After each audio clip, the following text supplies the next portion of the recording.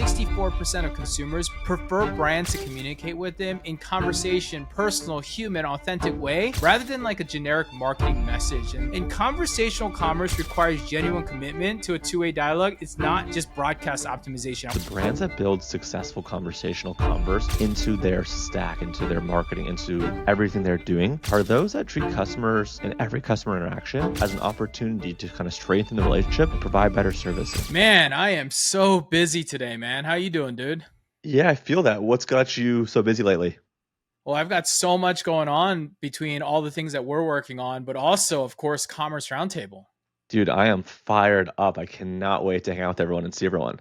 Yeah, it's going to be about a week after this podcast goes live. So, it's probably going to be like right at the heat of it. There might be some tickets left. So, shameless plug if you're listening to this pod and you're in San Diego or the West Coast and you want to shoot down for a great 2-day event with Gary Vaynerchuk, Ezra, Taylor Holiday, all these great speakers, including myself and Chase, of course, come check us out, commerceroundtable.com. Heck yeah, let's do it. All right. Well, with after that shameless plug, let's go ahead and shoot this pod in 3, 2, 1.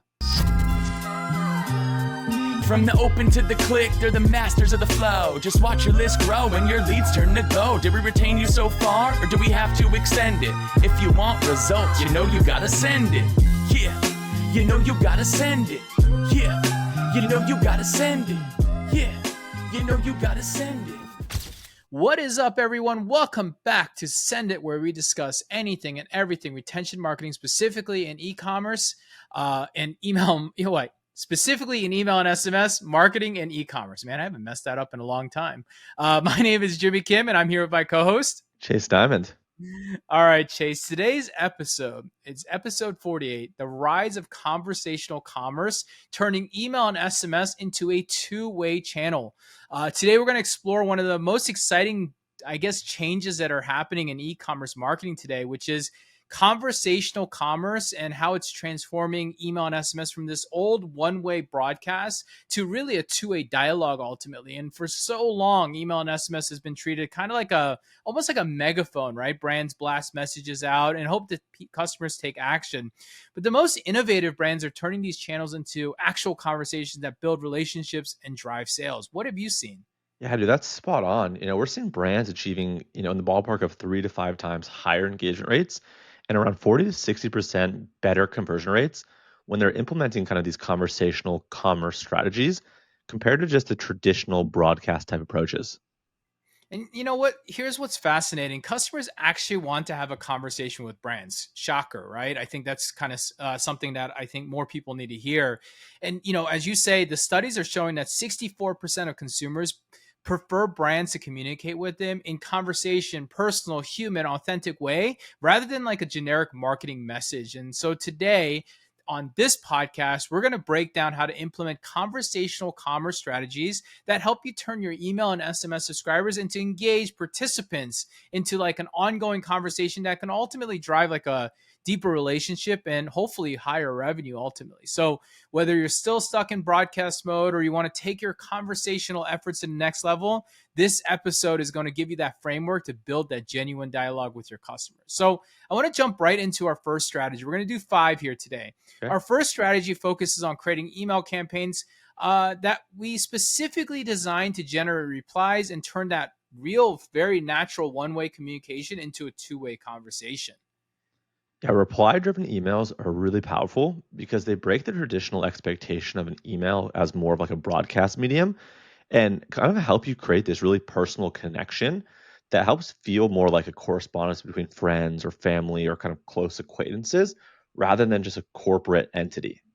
No, that's exactly right. And when customers reply to your emails, they're giving you a direct insight into their needs, preferences, and concerns that you can use to serve them better and drive more sales. So I'll kind of start off with like the simple framework that you can go after. There's really 3 different frameworks that you can go after. The first one being the whole question-based content that invites responses. So you can ask a direct question, you can request feedback, invite a customer to share their story, or even create like an opinion poll or preference survey that encourages those email replies. That's pretty straightforward and simple to understand. Yep. The second way to think about it is really a personal storytelling that encourages almost a shared experience. You know, you talk about a story that you have and invite other people to kind of share like a similar story, or create some kind of vulnerability or authentic story that makes customers want to connect with you. And it's really easy if you use like a personal anecdote, or you can give a story that really just has a connection, especially connected to your brand, especially if you can tell a founding story, whatever it might be. And ultimately, it's going to help create this community of shared experiences and common challenges. And it all comes down to one key thing when it comes down to that framework. And in order to execute either of them, you've got to have conversational email design and tone. You know, you got to write, this is where like the plain text kind of comes into play, right? Writing emails that sound personal, look personal, feel personal, and not really marketing copy. Using more casual language. So sorry if you love AI, but this is where AI can't help you with that conversational, casual copy, where you really need to have that direct, intimate. And this is where like misspellings and like wrong grammar is just okay, because it's including personality, and even including a little joke or humor does not hurt when people look at it. And that's the way that I think about it. And last, I would say the design side of it. Look, you can still put logos in different places, but you really have to work on the bulk of the copy, because you need to make it look personal rather than a promotional material. And what makes this kind of reply driven email type kind of particularly effective is that they create this sense of personal connection that's really increasingly rare in our kind of digital landscape today. Yeah, you're right. Everyone's just selling at you most of the time and talking to you. You're not having that two-way conversation. And Yeah. you know, the truth is, when customers receive these emails, they feel personal and actually invite responses. It breaks through the noise and almost creates genuine engagement. I went to go look up and say, you know, I asked AI what kind of studies are showing around reply-driven email strategies, and they told me that 67% higher engagement and 45% larger or better customer lifetime values compared to those that take a traditional broadcast approach. Wow. So, look, I know people are asking, you know, okay, well, give us some good examples of this. And I kind of wrote down two examples that I think would be great. So, example number one would be like a Founders Friday personal story, weekly emails from the founder sharing like a personal experience or challenge. And you would include things like, have you ever experienced something similar, or personal responses to every reply to build individual relationships. I think Gary Vee, who's speaking at Commerce Roundtable, talks about this. He likes to reply to people all the time. In fact, I've seen him even hit like on my Twitter posts and different things when I'm kind of promoting him right now in the market, because he's going to be at our event. And you want to share those responses, I think, with permission, of course, in like follow-ups to help build community. So there's one way to kind of put it out there. The second thought process I had was around customer challenge or and advice campaigns, like sending emails that say, what's your biggest challenge with, you know, some relevant topic that you might include in there based on your brand. Or, and then you might even take that and say, I'll compile all those responses into a helpful email for broader community. Like, these are the responses I got, and this is what I learned from it. And it can help you create these ongoing dialogues that address common customer concerns. And it can also help you inform product development and content creation.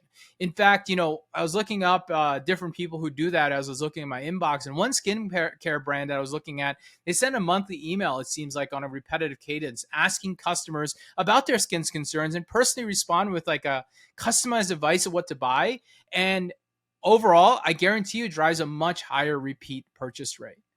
Yeah, I love that because it ultimately positions the brand, as a trusted advisor while gathering kind of valuable customer insights that inform both individual service and honestly also kind of broader marketing strategies as a whole. Yeah, and I would add the key is that you genuinely have to care about the responses, and then you have to take some type of action based around the customers. They're not just vanity metrics ultimately. And when you do this, we want to make sure that you have a system in place that's going to be able to handle the replies. Nothing's going to kill kind of conversational commerce faster than ignored customer response. If you're just not responding, there's no point to actually ever do this. Yeah, and I'll end it with one thing. I recommend starting with that one reply focused email per month. I think that's a great way to get started. And then you have to scale it based on your team capacity to provide that meaningful response. If you have a huge list, for example, you may get a lot of responses, especially when you're not paying attention to it. So I think that's really important too. Absolutely. And right before we get into the second one, the goal of what we just talked about is kind of creating real dialogue, not just generating replies for the sake of kind of engagement metrics. So with that, now let's talk about kind of the second one. And this is going to involve kind of building SMS conversational flows that are going to allow you to create interactive back and forth kind of messaging sequences rather than a one-way, promotional type text. And SMS is naturally conversational because it's how people communicate personally, right? All of our comms happen on iMessage, WhatsApp, etc. And most brands use it kind of like a mini email channel instead of leveraging it in terms of the conversational aspect and element that we're also used to. And SMS conversations can drive incredibly high engagement and conversion rates because they feel immediate. Ideally, if you do it right, they feel personal, and they're going to feel more natural to customers who are used to texting, as I mentioned, with friends and family and so forth. So, in terms of like this SMS conversational framework, you're going to want to focus on kind of some interactive conversation starters and engagement prompts. So, essentially, what this is you're going to want to send questions that can be answered with just simple text replies, right? You're not looking for novels from these people. You just want kind of quick feedback loops and making it really easy for them to share, even through the use of like polls and surveys, where they can just indicate kind of a quick word or two of like what they mean and what they're looking for. And that then helps kind of do like the engagement starter. That's going to allow them to kind of share more personal story and ultimately drive the engagement. And then, the next part of this is kind of these automated conversational flows with human-like interaction. So what I mean here is you're going to want to build out kind of conversation trees that respond to a different customer input. It's not a Mm. one size fits all. Not everyone should receive the same type of response.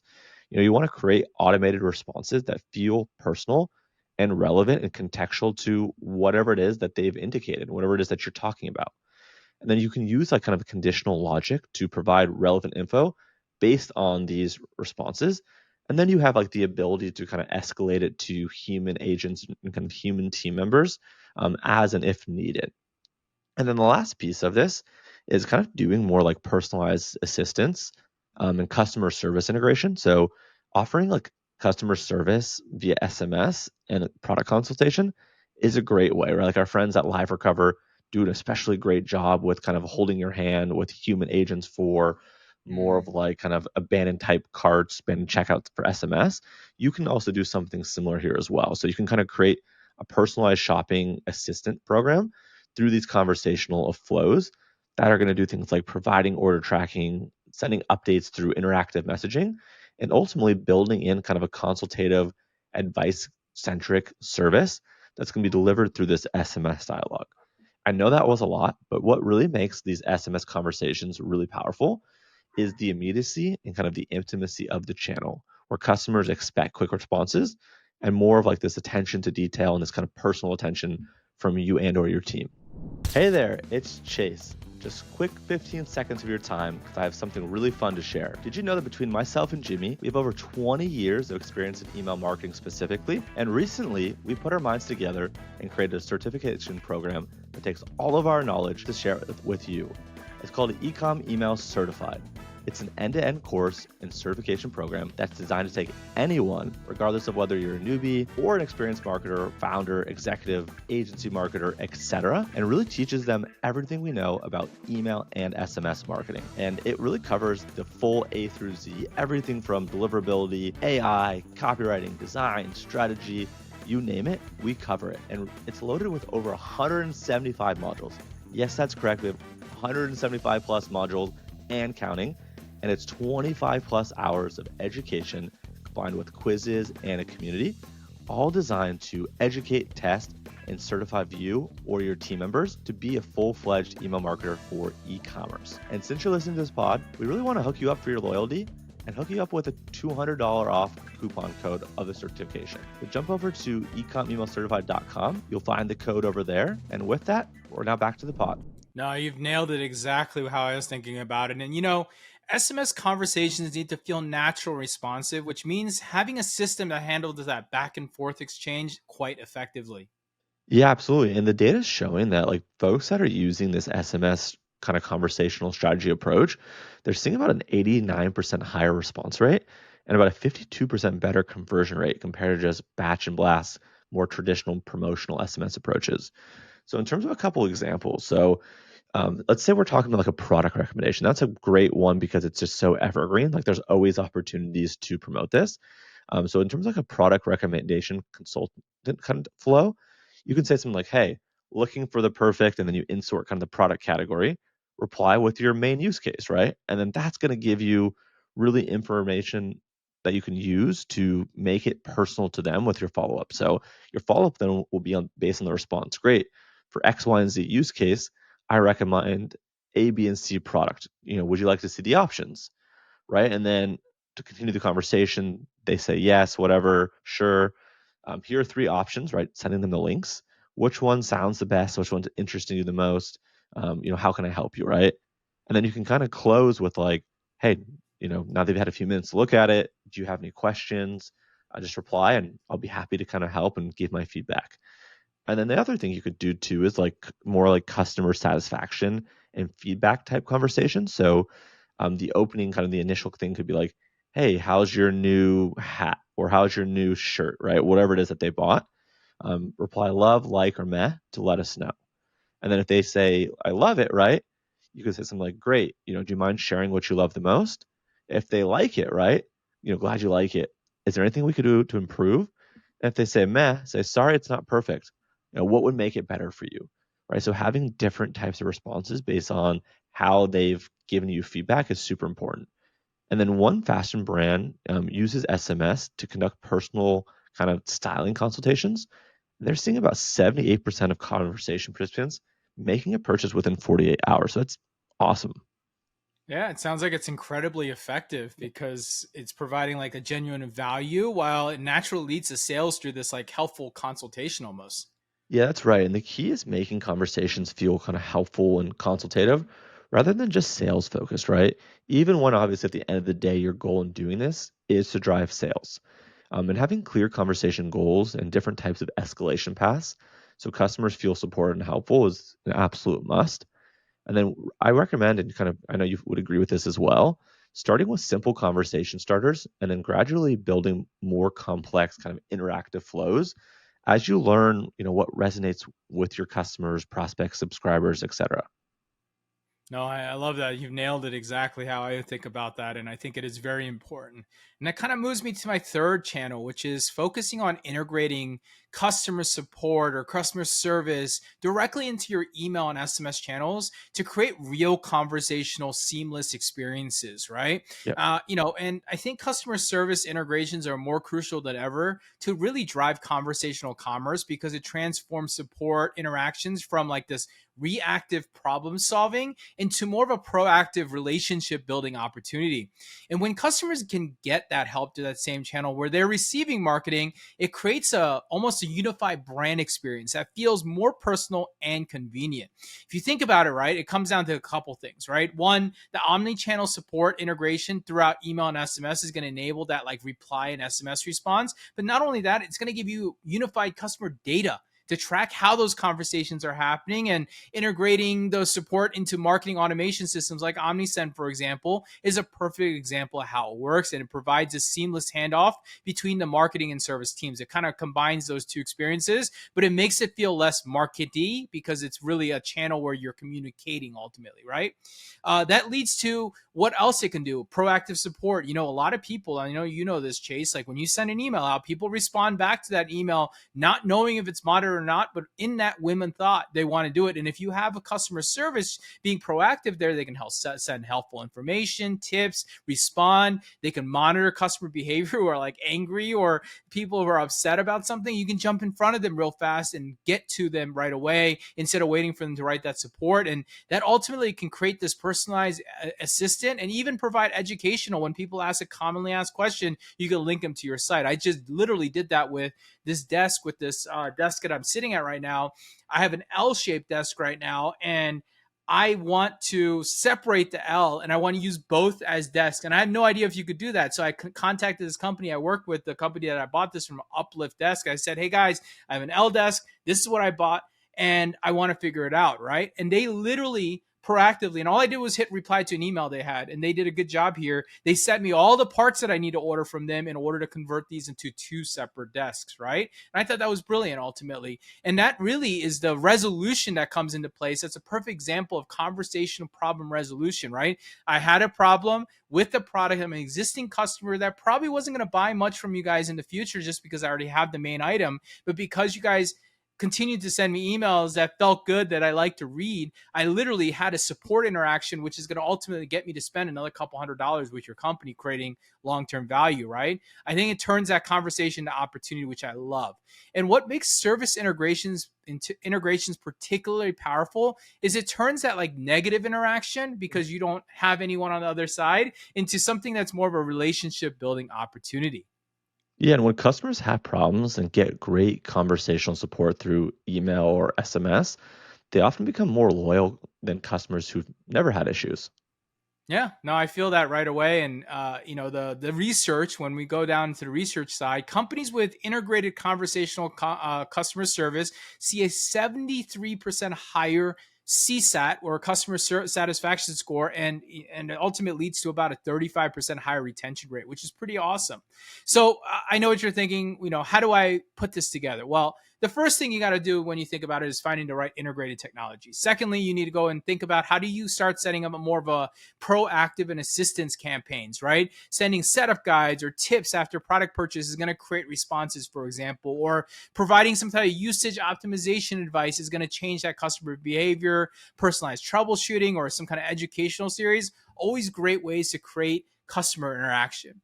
And then, of course, you also want to have really good processes inside the company, right? Conversational issue resolution processes. You got to take your support team and you got to train them to understand that you have to have this conversational, helpful language in all communications. And when you're working with somebody on the other side, you got to treat them like a human with good follow up and resolution to those tickets. And all it's going to do is it's going to help you lead to gathering more insights about your product and service improvements. And you got to make sure that they're bringing that in, all just to really make it a good processy.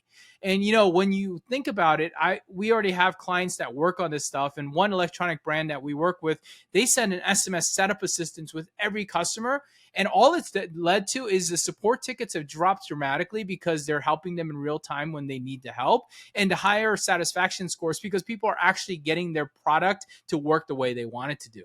Yeah, that's super smart because it prevents problems while also creating positive touch points that strengthen the customer relationship. Hey, it's Jimmy, and I hope you're enjoying the pod so far. I want to talk to you about one of our sponsors, and it's about sales tax. Yeah, I know, nobody wants to hear about it, but here's the thing. If you're selling online, you've probably spent way too much time, money, and stress on something that should be automated. Enter Kintsugi. Pronounced kintsugi, named after the Japanese art of turning broken pottery into something beautiful and resilient. That's exactly what kintsugi does for your tax chaos. Their AI monitors and files and optimizes your sales tax automatically across all states and jurisdictions. They even go to Canada and even to Europe as well.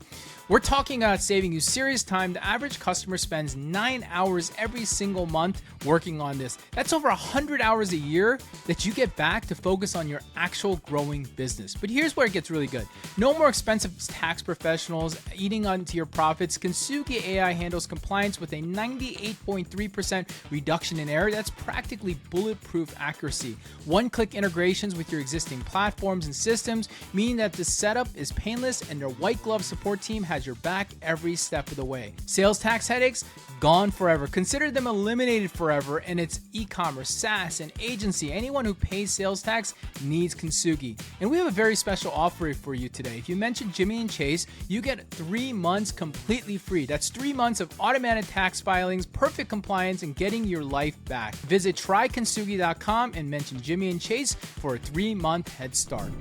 And the truth is, customers who receive proactive support through conversational channels often share their positive experience, like I just did about my desk, my uplift desk, and it creates the biggest thing: word of mouth marketing. And I know that a lot of people listening to this pod are professionals, and they probably have a desk that they sit on. Next time they have a desk, they'll probably think, "Hey, what was that desk company that Jimmy talked about? Oh, it's Uplift Desks or whatever. I should go check them out." Right? And the key to all of this is that training your team to see support as an opportunity to build relationships rather than just to solve an immediate problem is really the key here. And I'll start with this. I recommend one thing: creating conversational scripts and guidelines that help your support team turn that service interaction into relationship building conversations. Anything else to add to that, Chase? I'd just say the last thing here before going to the fourth one would be, measuring support conversations based on the relationship impact not just resolution time or ticket closure, Mm, is a great way to kind of judge the KPI of this. So, that makes sense. yeah, for sure. The fourth one, I'll talk about the fourth one real quick. So, the fourth strategy involves using conversational approaches to collect customer feedback and build community through ongoing dialogue and engagement. So, feedback collection is perfect for these conversational commerce approaches because it naturally invites two-way communication and conversation while providing valuable insights for business improvement. And when feedback collection feels conversational rather than kind of professional, corporate, formal, whatever you want to call it, customers are more likely to participate and provide honest, detailed responses that are actually going to help you improve your business. So, in terms of like the feedback and kind of community building framework, so with the conversational kind of feedback collection technique, what you want to do here is you want to ask informal questions through email and or SMS rather than kind of formal surveys. The next part, right, is you're going to want to create ongoing dialogue about customer experiences and their preferences. And with this, you want to use this conversational language that we've been talking a ton about that makes the feedback feel like friendly advice. And then from there, you can follow up on feedback with personal responses and updates on improvements. People will love that, right? And then from there, there's a sense of kind of community building through these shared conversations. So sharing customer feedback and responses with the greater community, being able to create kind of these conversation type threads around common and similar interests as well as challenges, and then being able to kind of facilitate this customer to customer dialogue and advice sharing and building community identity through shared conversational experiences. So this is a must do if you're kind of doing this type of approach. It really makes the entire thing work that much better. And then in terms of feedback activation and response demonstration, so what you're going to want to do is you want to show customers how their feedback actually does influence product development and other types of improvements. This way, they know that they're not just kind of speaking and wasting their voice, they're actually contributing to something greater. And then opening up conversations in public, especially about these business decisions around the customer input, that shows real transparency and kind of allows people to see underneath the hood. And then implementing kind of customer suggestions and communicating this while building feedback loops that are going to demonstrate that the customer voice really and truly does matter to you. And what makes all of this conversational feedback collection so important, so effective, is that it feels like you're asking advice from friends rather than and you're kind of giving advice to friends rather than kind of completing formal, boring market research that you don't want to do. That's true, man. I'm thinking about this and I think that's very spot on. And customers are much more willing to share honest feedback when it feels like natural conversation rather than like a corporate survey almost. Yeah, 100%.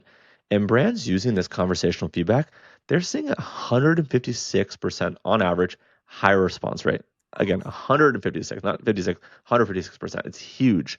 And with that, they're also seeing 89% more detailed feedback compared to kind of traditional survey methods. So, a few examples to kind of hopefully drive this home. Um, in terms of like an ongoing kind of customer advisory conversation, so you can host things like monthly coffee chat style emails or SMS, whatever, asking for input on business decisions. Should we create this or that? What's the flavor we should do? Or do you have any feedback on, insert X, Y, and Z? There's like a million and one things you could do here. And then doing SMS check ins, asking for quick feedback on recent purchases or experience.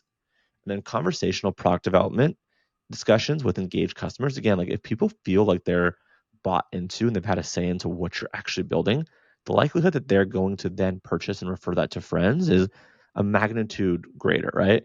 And then allowing community voting and input on new product ideas and features, kind of as mentioned, that is like the holy grail. Don't build something that you think people want. Go build for people what they actually want, right? It's going to make a world of difference. And then in terms of like the customer story sharing and dialogue, you're going to want to invite customers to share their experiences and their success stories. When they're able to do that, that gives you permission, obviously, to allow them to check a box or let them know ahead of time that this could be shared within retention channels, acquisition channels, etc. Because this makes for great, really rich, dense content. And then create conversational threads around customer transformations and achievements. Facilitating even introductions between customers with similar interests and challenges again, make sure that people have opted in. Don't just blindly introduce people. And then building community through these shared experiences and mutual support is huge. So a home fitness brand we work with, they create like this monthly kind of community conversation type thing where customers are sharing workout progress and advice, which helps drive about 40% higher engagement.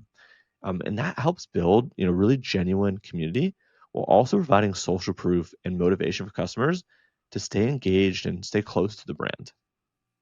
No, that's cool. And I'll add one more thing to that. I think conversations often reveal product improvement and opportunities and new product ideas that come directly from your customers' needs ultimately.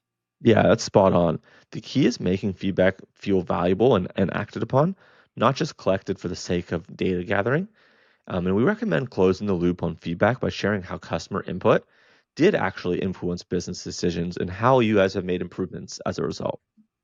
Yeah, no, that's amazing. And I'll jump right into the fifth one because I think we're kind of filling the bucket with each one of these. But our fifth and final strategy focuses on optimizing for sales conversations through email and SMS to drive higher conversion rates while maintaining personal, helpful, conversational commerce ultimately, right? Sales conversations are our ultimate goal for conversational commerce, turning that dialogue into revenue while maintaining this authentic relationship and customer satisfaction. I mean, we've seen this with like our friends over at Live Recover, for example. Yeah. They're great at this, right? They are doing it just on certain pieces of it right now, but like an abandoned cart or a post purchase, they will literally have a conversation with your customer to try them to not only get them to buy something else because that's how they get paid, but also to help be helpful and give them that information.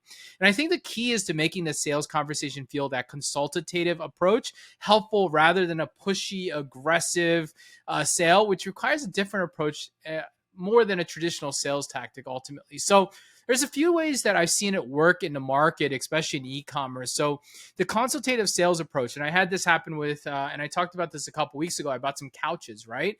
And these couches I bought from a direct-to-consumer online brand, and they asked me questions. They give me personal advice. They even asked me and overcame some objections that helped me build some confidence in like my purchasing decision power. And they even sent me educational things like how do you put it together? What can you clean it with? Here's some examples of how you can configure it. Like those are really good and helpful. And it was a large purchase. So especially when you're selling something very expensive, that's where this really comes in. And they also had some good recommendations along the way, and they were upselling me. And I thought it was fun as I look back at that conversation because they were, I was one level down, and they're like, well, you should really look at this next level because of X, Y, and Z. And it created this good conversational flow because I was like asking them questions, and they were giving me product suggestions, and it led to like trust ultimately helpful advice that introduced me to other opportunities to purchase. And I ended up making that upgrade because I thought that they made a lot of sense. It was like little things that I was like, yeah, you know what, that would be nice to have. And you know what, if I'm already spending this much, I might as well spend just a little bit more to do this, right? And this ultimately will build this great relationship because this conversation can be continued to maintain, right? People remember that they talk about it, and it creates loyalty ultimately because I keep talking about this couch brand to not just you on this pod, to other friends, because man, I haven't even used them. They're still in their boxes because I'm waiting for some stuff to get done. But I'm so happy with the pre-sales and sales experience, and I feel like I already know the product's going to be good, so I might as well talk about it. That's What do you think wild. about that? That's wild. I'd say, like, what makes this all so effective is that it builds trust and removes the pressure that often prevents purchases. Hey there, it's Chase here. I hope you're enjoying the pod, but I want to get just 30 seconds of your time real quick to tell you about one of our sponsors who let us make this great podcast. So first, I want to start with a question for you. Do you ever find yourself staring at a blank page, waiting for inspiration to strike? Your marketing campaigns don't have to suffer when your creativity runs dry.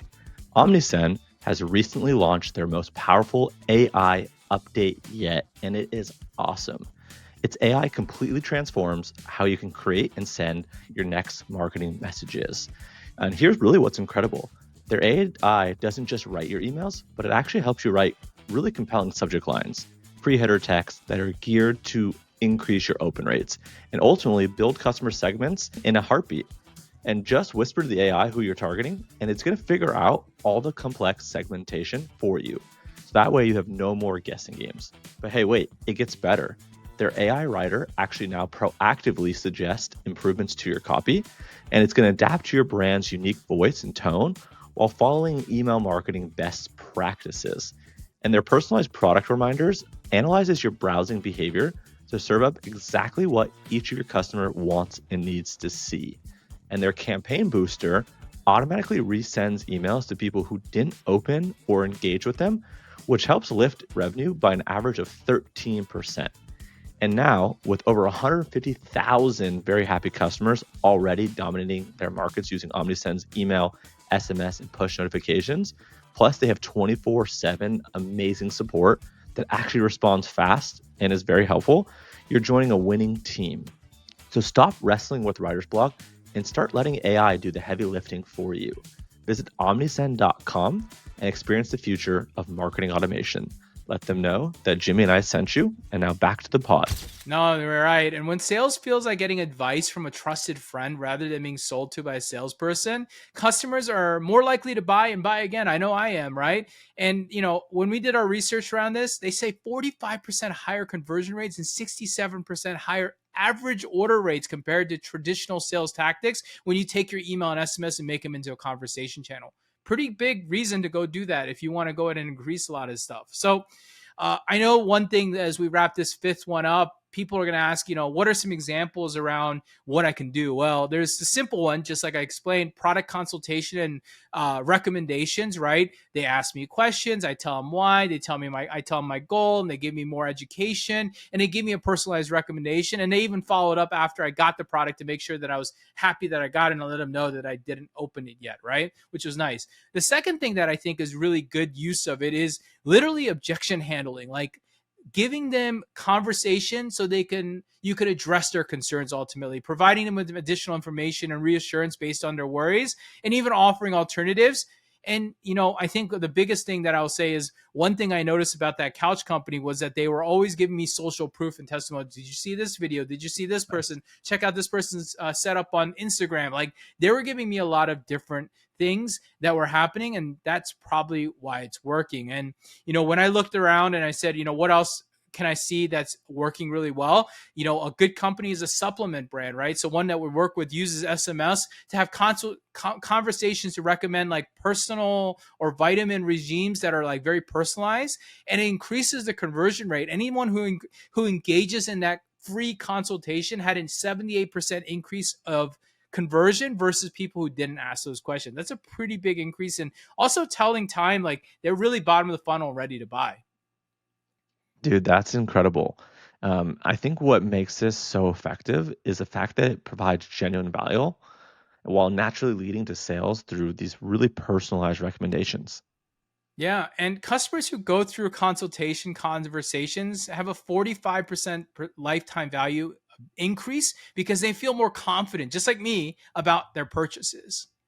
And the key is leading with value and helpfulness, letting sales happen naturally as a result of providing great consultation rather than just continually pushing for, immediate purchases.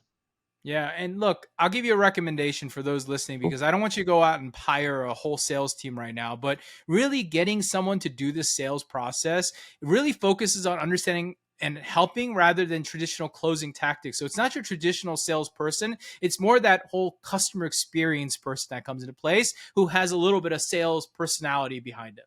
Yeah, and another thing to add is measuring conversational sales based on relationship metrics like satisfaction and repeat purchase rate, not just immediate conversion numbers, is super important. Yeah, no, you're right. The metrics are not just black and white and binary. There's a lot of things that layer onto it. So let's wrap this thing up and summarize the key strategies for implementing conversational commerce and turning your email and SMS channels into an engaging two-way dialogue. Chase, what's your most important takeaway today? I think the most important takeaway for me is that conversational commerce isn't just about getting replies.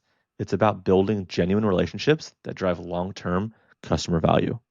No, that's exactly on point. The brands that succeed with conversational commerce approaches are those that are genuinely care about their customers' conversations and use that to better provide service and experience. All right, here's kind of the takeaway from today's show. One, reply-driven email campaigns create personal connections, and it also gathers great feedback. That was the first thing we talked about. Yeah. The second thing we talked about was your SMS conversation flows, leveraging that natural conversation with the nature with text messaging for that higher engagement because people like text.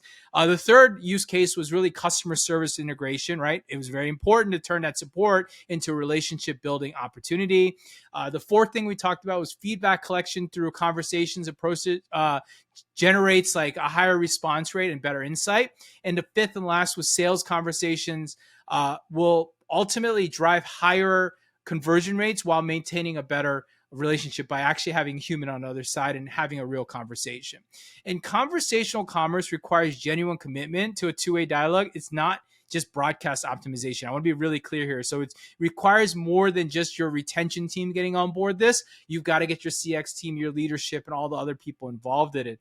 And I want you to remember one thing.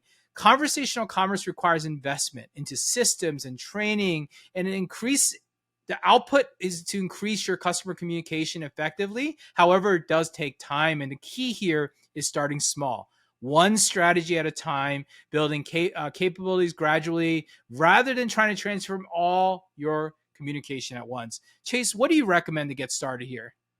I'd say, beginning with reply-driven emails, since they're pretty easy to implement and they don't require any new tech. Yeah, and focusing on providing that real value through conversations rather than just trying to generate more customer communication for its own sake, too. Yeah, and the last thing I'll say is the brands that build successful conversational converse into their stack, into their marketing, into everything they're doing are those that treat customers and every customer interaction as an opportunity to kind of strengthen the relationship and provide better service. So good for them. No, that's right. And we have effectively kind of started to cross the barrier from retention to what they call customer experience. But this is exactly what that whole melding and why it's important for brands to work together within their departments. And especially you as a retention marketer or operator, founder, whatever you are listening to this, this is how you start putting things together where you make email and SMS no longer a megaphone and put it into a two-way system. With that, Chase, this is a wrap, man. Episode 48, the rise of conversational commerce, turning email and SMS into a two-way channel. Listen, guys, if you've enjoyed today's pod, please make sure you like, subscribe, follow us, and leave us a rating on your favorite podcast listening platform. You'll find us primarily on YouTube. However, if you don't want to watch us on the screen, you can also follow the show on X, LinkedIn, IG, TikTok, etc. There's a few ways to connect with us. One and foremost, there's a newsletter, of course. Ecom Email Marketer. I'm going to drop the link in the show notes. It's very easy, just like it sounds, ecomemailmarketer.com. We drop a newsletter each and every day about retention marketing, so come check us out. The second thing that we have is we do have a certification program and a community. You've probably heard it through the show over the years, but we have a 25-hour course where we're giving people a end-to-end A to Z training of email and SMS. It's Chase and I on that thing. And then we also have this great community that we just recently relaunched with some changes that we made where it's a private, very small monthly cost to it, very small, or an annual cost, I guess is what you look at it. But we're just trying to congregate every retention marketer and all the people that listen to us. We think it's a great place. So we'll put a link on the show notes below. Last but not least, Chase, we are on social media. Chase, where can they find you? Most platforms, Chase, no A in Dimond. Yeah, LinkedIn, X, Instagram, YouTube, Threads. I think you're on every platform. Facebook too now. Anywhere else am I missing? No, Are you on done. Lemon 8 yet? You know about Lemon 8? I think I joined a long time ago, but now I'm not active there. Okay. Are you? Yeah, Lemonade is like a spin-off of a TikTok. It's like the Instagram of TikTok. It's kind of interesting, but they've created an app to compete, and honestly, it's not bad. So it's pretty interesting. Another one for you to look at. And for me, you can find me mostly on LinkedIn and X today. So with that being said, we thank you for listening as always. We hope you enjoyed this episode, and we'll see you next week. Till then, go ahead and keep sending those emails. See you guys later. From the open to the click, they're the masters of the flow. Just watch your list grow and your leads turn to gold. Did we retain you so far, or do we have to extend it? If you want results, you know you gotta send it. Yeah, you know you gotta send it. Yeah, you know you gotta send it. Yeah, you know you gotta send it.